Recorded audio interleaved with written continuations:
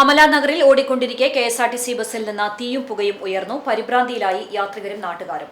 തൃശൂർ അമലാനഗറിലാണ് ഓടിക്കൊണ്ടിരുന്ന കെഎസ്ആർടിസി ബസ്സിൽ നിന്ന് തീയും പുകയും ഉയർന്നത്. വ്യാഴാഴ്ച ഉച്ചയ്ക്ക് 12 മണിയോടെയായിരുന്നു യാത്രികരെയും നാട്ടുകാരെയും ഒരുപോലെ പരിഭ്രാന്തരാക്കിയ സംഭവം നടന്നത്. ഓടിക്കൊണ്ടിരിക്കെ കെഎസ്ആർടിസി ബസ്സിൽ തീയും പുകയും ഉയരുന്നത് ശ്രദ്ധയിൽപ്പെട്ട നാട്ടുകാർ ബസ് നിർത്തിച്ച ശേഷം യാത്രികരെ ഇറക്കുകയായിരുന്നു. തുടർന്ന് നാട്ടുകാരുടെ നേതൃത്വത്തിൽ ഫയർ എക്സ്റ്റിങ്ഷൻ ഉപയോഗിച്ച് തീയണച്ചു.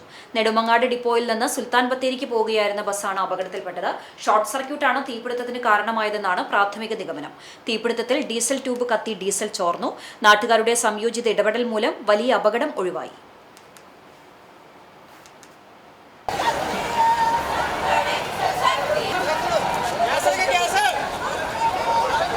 വെള്ളം